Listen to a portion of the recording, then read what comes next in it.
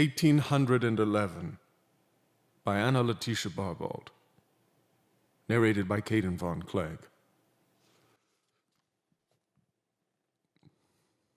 Still the loud death drum thundering from afar, o'er the vexed nations pours the storm of war. To the stern call still Britain bends her ear, feeds the fierce strife, the alternate hope and fear. Bravely though vainly dares to strive with fate, and seeks by turns to prop each sinking state. Colossal power with overwhelming force bears down each foot of freedom in its course. Prostrate she lies beneath the despot's sway, while the hushed nations curse him and obey. Bounteous in vain, with frantic man at strife, glad nature pours the means, the joys of life. In vain with orange blossoms scents the gale, the hills with olives clothes, with corn the vale. Man calls to famine, nor invokes in vain. Disease and rapine follow in her train. The tramp of marching hosts disturbs the plough. The sword, not sickle, reaps the harvest now. And where the soldier gleans the scant supply, the helpless peasant but retires to die. No laws his hut from license outrage shield, and war's least horror is the ensanguined field. Fruitful in vain the matron counts with pride the blooming youths that grace her honored side. No son returns to press her widowed hand, her fallen blossoms strew a foreign strand. Fruitful in vain she boasts her virgin race, whom cultured arts adorn and gentlest grace. Defrauded of its homage, beauty mourns, and the rose withers on its virgin thorns. Frequent some stream obscure, some uncouth name, by deeds of blood is lifted into fame. Oft o'er the daily page some soft one bends, to learn the fate of husband, brothers, friends. Or the spread map with anxious eye explores its dotted boundaries and penciled shores. Asks where the spot that wrecked her bliss is found, and learns its name, but to detest the sound. And think'st thou, Britain, still to sit at ease, an island queen amidst thy subject seas, while the vexed billows in their distant roar but soothe thy slumbers and but kiss thy shore? To sport in wars while danger keeps aloof, thy grassy turf unbruised by hostile hoof? So sing thy flatterers, but Britain, know, thou who hast shared the guilt must share the woe. Nor distant is the hour, low murmurs spread, and whispered fears creating what they dread. Ruin, as with an earthquake, shock is here. There the heart witherings of unuttered fear.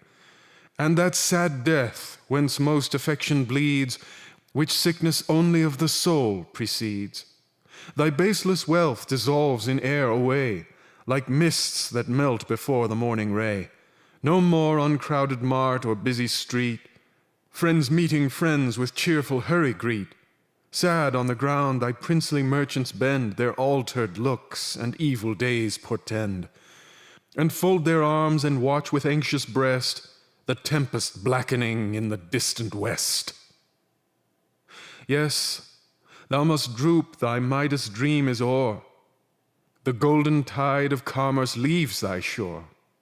Leaves thee to prove the alternate ills that haunt enfeebled luxury and ghastly want. Leaves thee perhaps to visit distant lands and deal the gifts of heaven with equal hands. Yet, O my country, name beloved, revered, by every tie that binds the soul endeared, whose image to my infant senses came, mixed with religion's light and freedom's holy flame, if prayers may not avert, if 'tis thy fate to rank amongst the names that once were great, not like the dim, cold crescent shalt thou fade, thy debt to science and the muse unpaid. Thine are the laws surrounding states revere, thine the full harvest of the mental year, thine the bright stars in glory's sky that shine, and arts that make it life to live are thine. If westward streams the light that leaves thy shores, still from thy lamp the streaming radiance pours. Wide spreads thy race from Ganges to the pole, o'er half the western world thy accents roll. Nations beyond the Appalachian hills thy hand has planted and thy spirit fills. Soon as their gradual progress shall impart the finer sense of morals and of art, thy stores of knowledge the new states shall know, and think thy thoughts and with thy fancy glow. Thy locks, thy paleys, shall instruct their youth. Thy leading star direct their search for truth. Beneath the spreading Platane's tent-like shade, or by Missouri's rushing waters laid, old Father Thames shall be the poet's theme, of Hagley's woods the enamoured virgin dream, and Milton's tones the raptured ear enthrall, mixed with the roaring of Niagara's fall. In Thomson's glass the ingenuous youth shall learn a fairer face of nature to discern, nor of the bards that swept the British lyre shall fade one laurel or one note expire. Then, love Joanna, to admiring eyes, thy storied groups in scenic pomp shall rise. Their high-souled strains and Shakespeare's noble rage shall with alternate passion shake the stage. Some youthful basil from thy moral lay with stricter hand his fond desires shall sway. Some Ethald, as the fleeting shadows pass, start at his likeness in the mystic glass. The tragic muse resume her just control, with pity and with terror purge her soul, while wide o'er transatlantic realms thy name shall live in light and gather all its fame. Where wanders fancy down the lapse of years, shedding o'er imaged woes untimely tears. Fond moody power, as hopes as fears prevail, she longs or dreads to lift the awful veil. On visions of delight now loves to dwell, now hears the shriek of woe or freedom's knell. Perhaps she says long ages passed away, and set in western wave our closing day. Night, Gothic night, again may shade the plains, where power is seated and where science reigns. England, the seat of arts, be only known by the grey ruin and the mouldering stone, that time may tear the garland from her brow, and Europe sit in dust as Asia now. Yet then the ingenuous youth, whom fancy fires, with pictured glories of illustrious sires, with duteous zeal their pilgrimage shall take from the Blue Mountains or Ontario's lake, with fond adoring steps to press the sod, by statesmen, sages, poets, heroes trod, on Isis banks to draw inspiring air, from Runnymede to send the patriot's prayer, in pensive thought where Cam's slow waters wind, to meet those shades that ruled the realms of mind. In silent halls to sculptured marbles bow, and hang fresh wreaths round Newton's awful brow. Oft shall they seek some peasant's homely shed, who toils unconscious of the mighty dead, to ask where Avon's winding waters stray, and thence a knot of wild flowers bear away. Anxious inquire where Clarkson, friend of man, or all-accomplished Jones his race began. If of the modest mansion aught remains, where heaven and nature prompted Cowper strains, where Roscoe too, whose patriot's breast belong the Roman virtue and the Tuscan song, led Ceres to the black and barren moor, where Ceres never gained a wreath before. With curious search their pilgrim steps shall rove by many a ruined tower and proud alcove, shall listen for those strains that soothed of yore thy rock, stern Skiddaw, and thy fall adore. Feast with Dunedin's classic brow their sight, and visit Melross by the pale moonlight.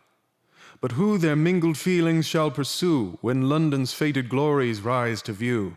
The mighty city, which by every road in floods of people poured itself abroad, ungirt by walls irregularly great, no jealous drawbridge and no closing gate, whose merchants, such the state which commerce brings, sent forth their mandates to dependent kings, streets where the turbaned Muslim, bearded Jew, and woolly Afric met the brown Hindu, where through each vein spontaneous plenty flowed, where wealth enjoyed and charity bestowed.